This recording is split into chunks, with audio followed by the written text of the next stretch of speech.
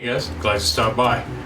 So today, because I know yesterday I said that we were going to do a zucchini cake, and we probably will. I have got so many big zucchinis that all I could really use them for is baked goods that it's really unbelievable. I'm going to end up freezing most of it, I think, which is fine. Zucchini bread is great any time of the year. It doesn't have to necessarily be summertime.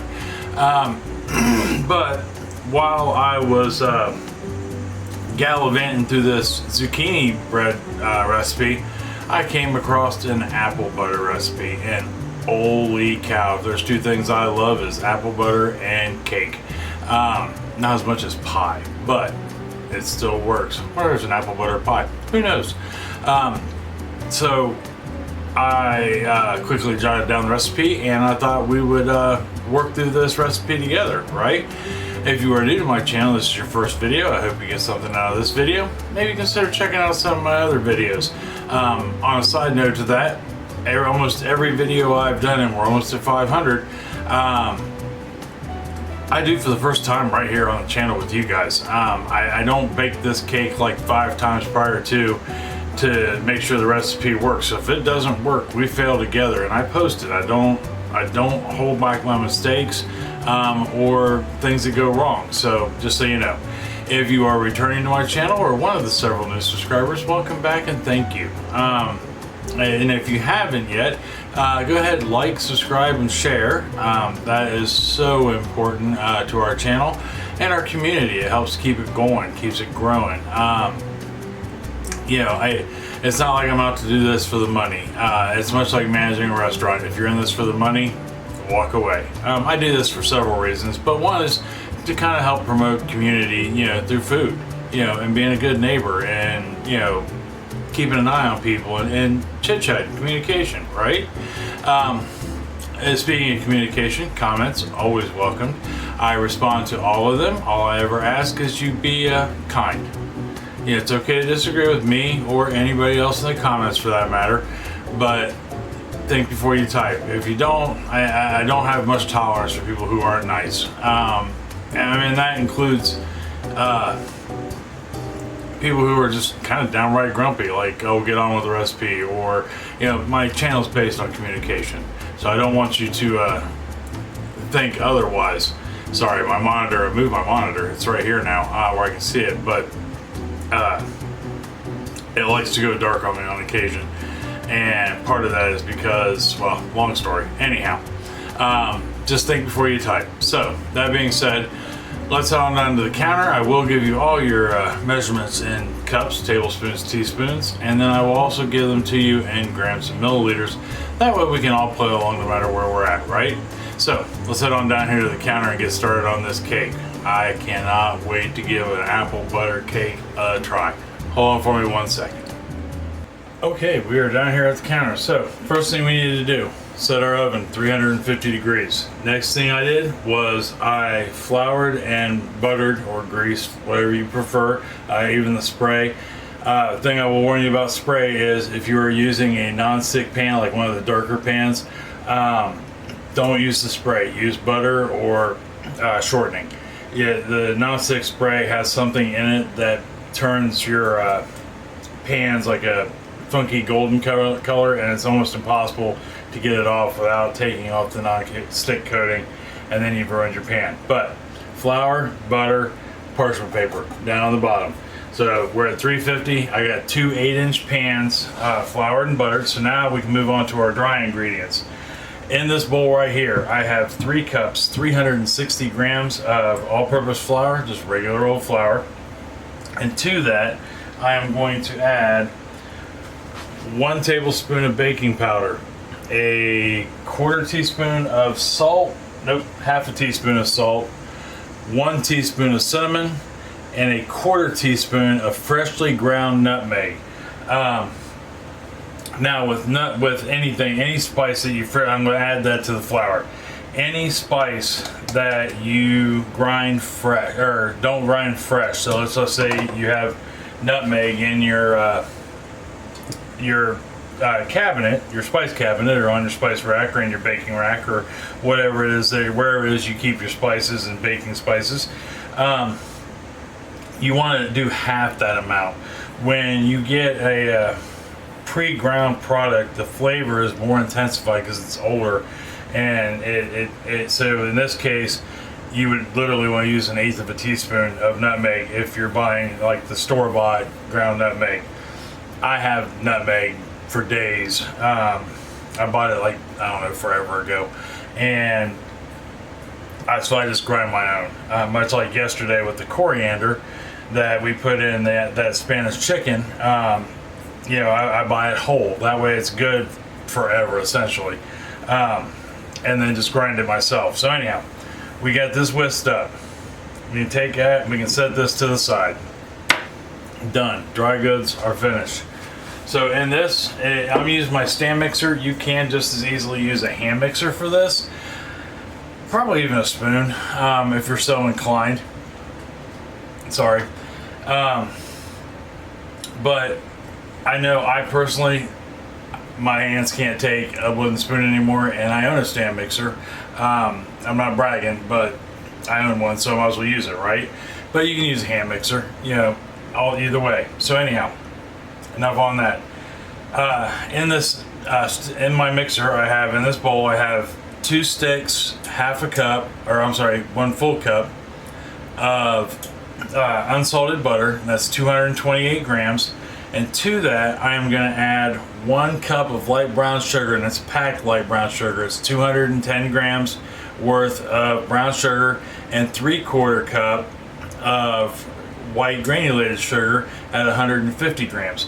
We're going to go ahead and get that in there, just like that. And then we are going to let this mixer run until this is light and fluffy like mashed potatoes. So it's going to take about 3 or 4 minutes for that. Alright, so we let that run for about 3 minutes. Meanwhile, I fix the setting on my screen so that way it'll quit going dark on me. Next thing we need to do is go ahead and give this a good scrape down real quick. Scraping your bowl, no matter whether you're using a hand mixer or a stand mixer, is so important. It ensures that everything is blended, right? And you don't have like lumps of stuff. You wouldn't want like a big lump of butter in the middle of your cake. That would be embarrassing, or create a hollow spot. So go ahead and give this a quick scrape down like such. Make sure we're all good to go, and we are. Yep, just like that. Fair enough. There is that. So next thing we're going to do is add some eggs. I've got 4 large eggs, 200 grams worth of egg. I'm going to turn my mixer on, but I'm only going to turn it on low, basically, between 1 and 2 in this case. And I'm going to put them in one at a time, and I'm going to wait till they're incorporated, where I can't see the yellow anymore, the streaks, before I put the next one in. Alright, now that we have our eggs in there, we'll go ahead and shut her down real quick. And I'm just going to give a quick scrape around the bowl. You know, nothing big, but yeah, I don't know. If you're new to baking, everything, especially if you're using a stand mixer, maybe not so much a hand mixer, but everything seems to want to cling to the sides. Like I wish you could see in here. Someday when I get a second camera, you might be able to. But you'll have like the butter, the brown sugar, or the butter and the sugar, even though it was light and fluffy, is not anymore, but it likes to stick to the sides. So we gotta get in there and get that out. Quick note, everything is at room temperature. Eggs, the apple butter, the milk we're about to put in, all of that. Butter, regular butter, everything. So next thing we need to add to this is going to be 1 cup, 230 grams of apple butter. I make my own, so, but buy your favorite store-bought. And I think I have a video on how to make it. It's so super easy to make, and so much cheaper in cost. You know, every year we make apple butter and we make applesauce. Yeah, I make so much applesauce, it's unreal. This past year, we went through 45 quarts of applesauce. Absolutely crazy. All right, so we got our apple butter in there. So the next thing we need to add to that is a 1/2 cup, 140 milliliters worth of whole milk. You could probably get away with 2%, but definitely not skim milk. You need that fat in there to help get the cake structure, to help keep it together and give it that crumb and and give it stability. So now we got that in there. We're gonna go ahead and mix this up just till it's combined. All right, so we are combined. It doesn't take but about 30 seconds. Now I do want to show you something real quick because I don't want you to freak out if your batter looks like this. And I base this on, because like I just said a few minutes ago, everything we do for the first time together. And so I want you to be able to see this, and I base this just on experience with other cakes. Show you here real quick. It's gonna look like it's curdled. I don't know if you can see that in there or not, but it's gonna look curdled, and that's okay. All that is the butter and the sugars not quite completely mixing with the apple butter and the milk yet. And that's not a big deal. It's not like we sat here and beat it up.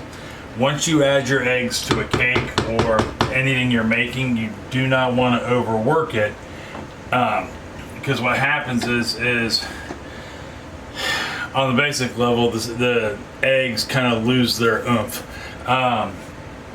Plus, and you don't want that.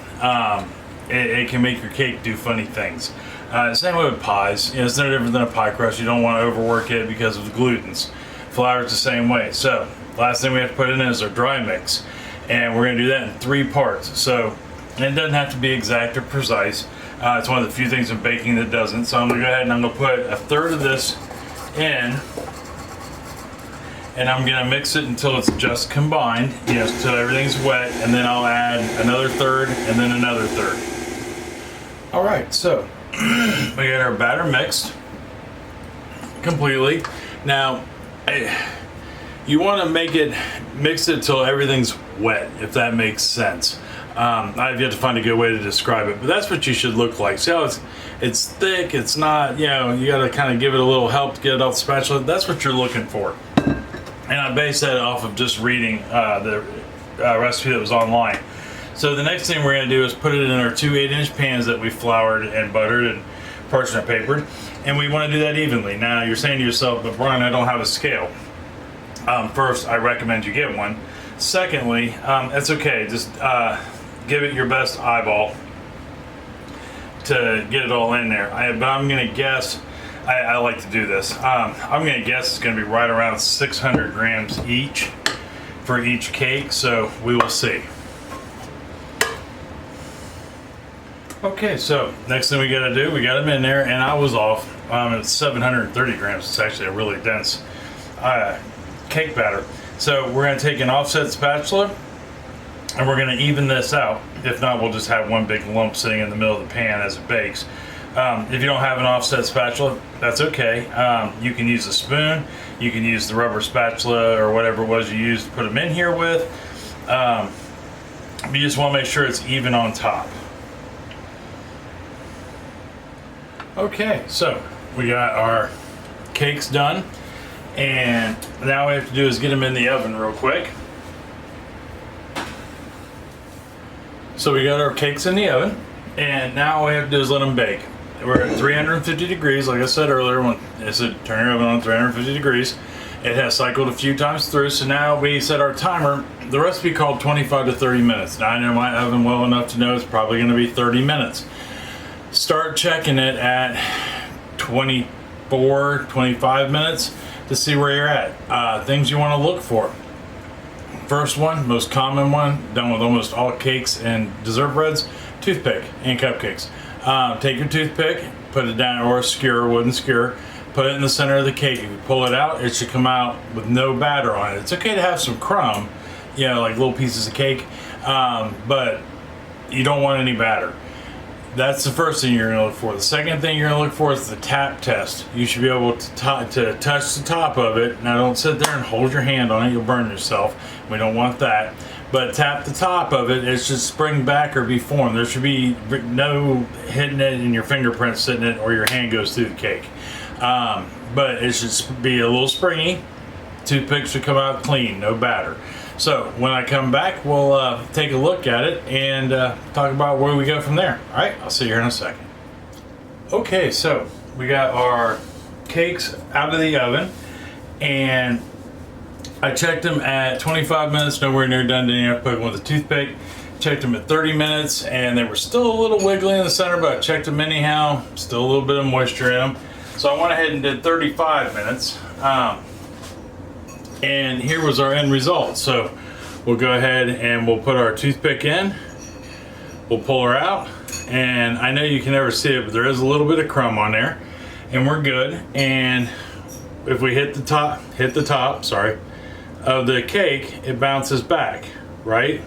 So it's not, my hand's not going down into it, you know, we're still solid. And if you notice, right there, see how it's pulling away from the edge of the pan? That's a great sign. And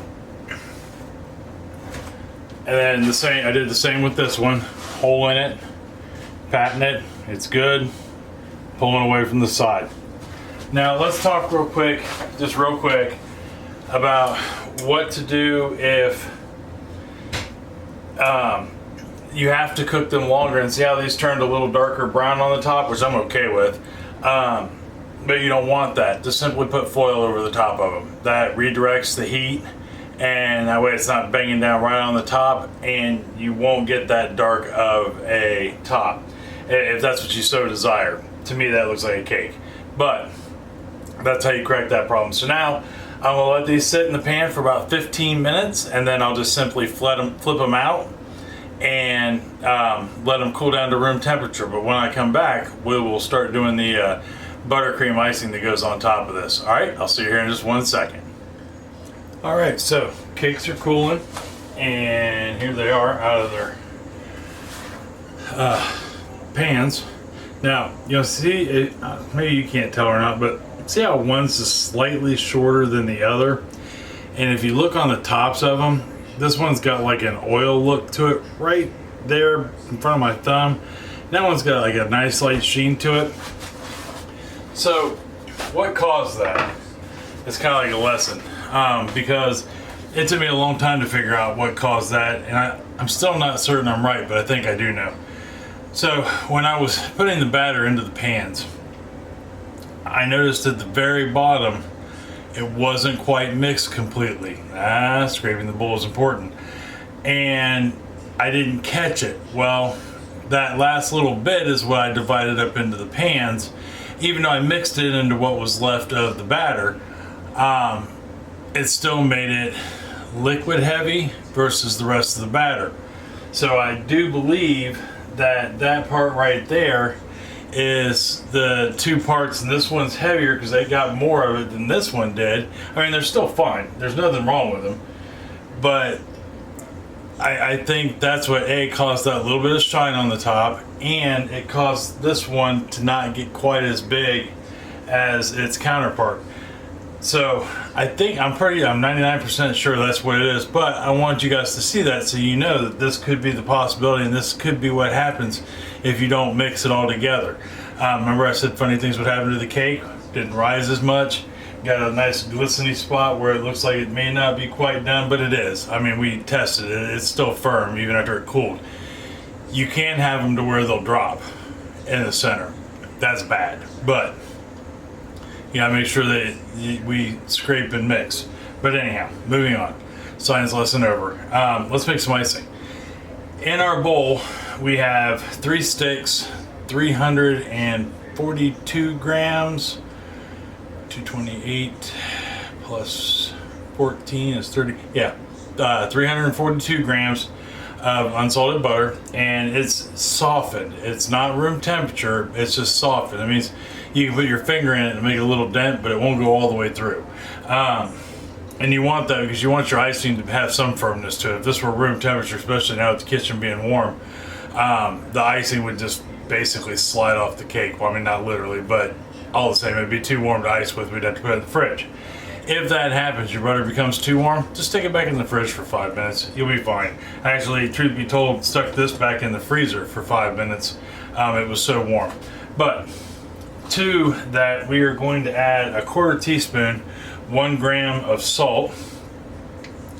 I'm using kosher salt. I always use kosher salt in almost everything. Very rarely do I use regular table salt, but if that's all you have, by all means, use table salt. And now we're gonna beat this up so it's nice and creamy. Okay, so we've got our butter creamed up, which means it's no longer in a stick. It's gotten lighter in color.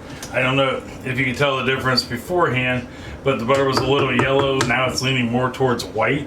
That's because we incorporated air in it. Now, some butter, depending on whose butter you use, and it's usually the cheaper butters. I hate to say that, but they'll put a yellow dye in it to make it look yellow. So you may not always get it to be a creamy white. So you really do, in most cases, get what you pay for. I'm still not at like Kerry Gold level of butter, but I'm not at bottom dollar butter either anymore. I learned my lesson. So we're gonna go ahead and scrape those sides down again, even though there's nothing in here but butter. And the next thing we're gonna do is, our next ingredient is powdered sugar or confectioner sugar, depending on who you are and where you're at. And I've got 5 cups, 600 grams of confectioner sugar. Now, we don't want to dump this all in at once. We want to dump it in 1 cup at a time and mix it in. So we'll put our first cup in, and then I'm going to start out on low and work my way up. If you start on anything other than low speed, you're going to end up with a face full of powdered sugar, and people will laugh at you. I know. Okay, so we got all 5 cups of powdered sugar in there, and you're thinking to yourself, it's a lot of sugar, and it is. I don't know what it is about powdered sugar, but it takes a ton of it. So we're going to go ahead and get this just knocked off of there. You are going to find that without adding any heavy cream to it or anything like that, that this is roughly like brick and mortar stage icing. It's so thick that you would tear up a cake putting it on, right? I mean, it's thick. It's literally just butter, sugar, and salt. And the sugar and the salt, even though the salt wasn't much, have basically sucked every bit of moisture out of that. So normally during this process we would add in our heavy cream a little bit at a time to keep it moving. It did not tell me to do that in this recipe, although this buttercream icing is very similar to mine. The only difference is I actually add a little more powdered sugar, and I don't put in our next ingredient, which is molasses. I've got 3 tablespoons, 45 milliliter of just regular old original molasses. I can't think of the name of the other kind. I'll put it down here. You don't want to use that one. You want to use regular old molasses. I know around here in both in Ohio, pretty much in general, the popular brand is Grandma's. I don't know if that holds true everywhere, but after we get the 3 tablespoons, which is 45 milliliters of molasses in there, I'm going to put in 4 tablespoons, 60 milliliters of heavy whipping cream, or just heavy cream, to add to this. And then I am going to mix this. I'm going to start out on low once again, but I'm going to take it up to about a medium high and get a little air, make this fluffy. That's what I want to do. Now, I didn't call for that, but I want a more whipped icing. All right, so we are done with our icing. Here is our end result right there. And I don't know how well you can see it with the light. My lighting's horrible. I mean, it could be worse. It could be in the dark, but it is a brown sugar buttercream icing. Now you're saying to yourself, Brian, you didn't put any brown sugar in it. You're right. And I didn't know this till recently. Brown sugar is nothing more than molasses and regular granulated sugar mixed together. Dark brown sugar is more molasses. Light brown sugar is less molasses, and then you got just regular brown sugar, which I haven't seen in a store in forever. But it represents the light brown sugar, and not that I may have accidentally got some of that on my finger, but if I would have, I would tell you that's a really good icing, hands down. All right, so time to assemble our cake. To assemble the cake, we're just simply going to take, and I've got an array of spatulas here. You can never have too many icing spatulas. or metal baking spatulas. But we're gonna take, a good scoop of the icing. Okay, we got our icing in the center. So now all we have to do is we're gonna spread this out, get it as even as possible. And it's okay if it goes over the edge because we're gonna ice the whole cake. All right, we got our center, or what will be the first layer, topped. So now we need our second layer. And since this one's slightly domed, I could just as easily get my cake cutter and cut this across or use a knife. But instead, I'm just gonna flip it upside down because why not? That way we can make it nice and even. Just like such, all the way around, edges and all. It's like a game. All right, get that done, and then we can take some more icing. And what we're simply gonna do is take our icing, and we're not gonna necessarily spread it all over the top first. We're going to take it down the sides and get the sides done, and then we'll worry about the top. All right, so we got our cake iced. There we are, looking pretty. So the next thing I'm gonna do, I'm actually gonna stick this in the fridge for about 10 minutes, just to get it to firm up a little bit. It's starting to get a little loose from the warmth in the kitchen. Doesn't take much, remember it is butter. So let me get this in the fridge, and when I come back, we'll cut us a piece and give it a try. All right, I'll see you here in just 1 second. Okay guys, so I got a little overzealous and I just threw some pecans on the top. I had walnuts in my head, but I didn't have any, so I thought, you know what, next best thing, pecans. And then I honestly thought about doing dollops all the way around, making it look fancy, but I'm just not feeling like working that hard today. I mean, not that's hard work, but there we are, all the same, ladies and gentlemen. It sat in the fridge for about 15 minutes, so now all we have to do is cut us a piece of this absolutely delightful looking cake.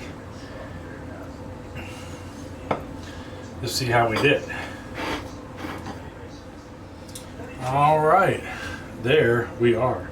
Isn't that just beautiful? I think it is at any rate.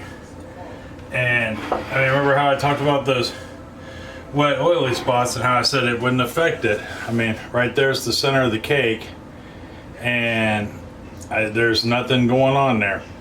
So now all we have left to do is give it a try, right? Okay, so that thing is monster cake size. Good God, it's huge. That's all right though, I'll take it. Let's cheers.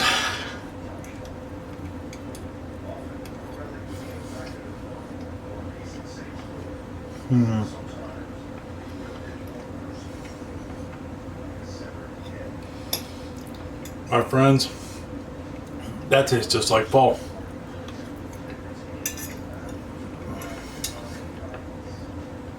Just like fall. Oh, that's so good. You guys have got to give this a try.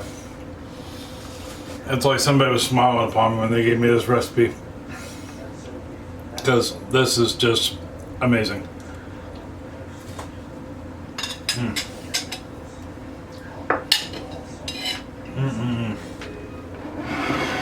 Yeah, for sure give this one a try. You won't be disappointed. And it wasn't hard to make, not hard at all. And I really think, I mean, you'll wow a crowd with that. I guarantee that. Just wow a crowd with it.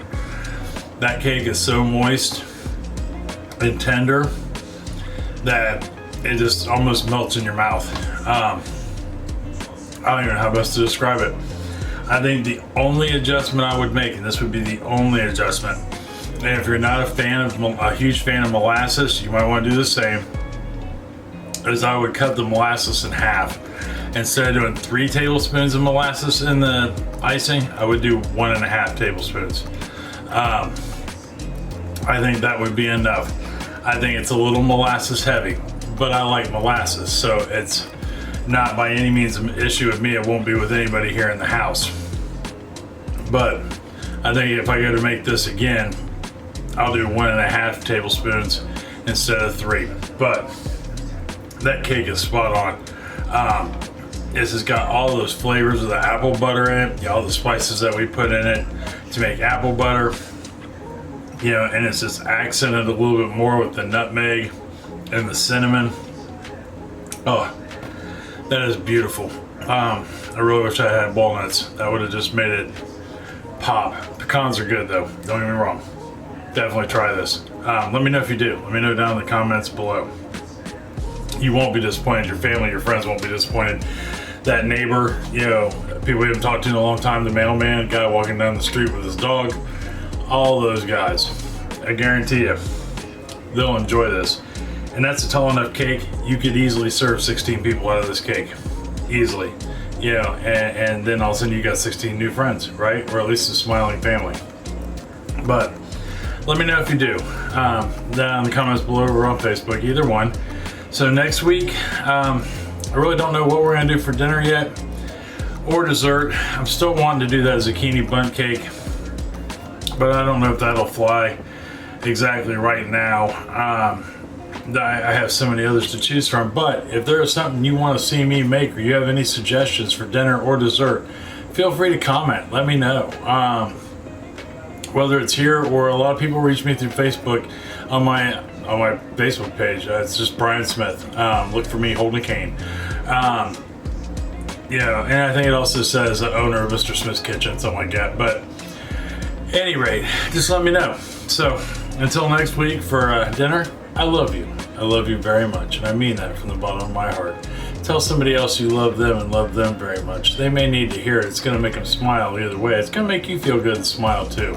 And if you make them some of this apple cider cake, especially with that brown sugar buttercream icing, they're going to know that you love them. It's going to lead to all kinds of conversation, probably a good cup of coffee with it. You can even have an evening with friends just based around this cake. So until next week for dinner, I love you, and I'll see you then. All right? See you later. Bye.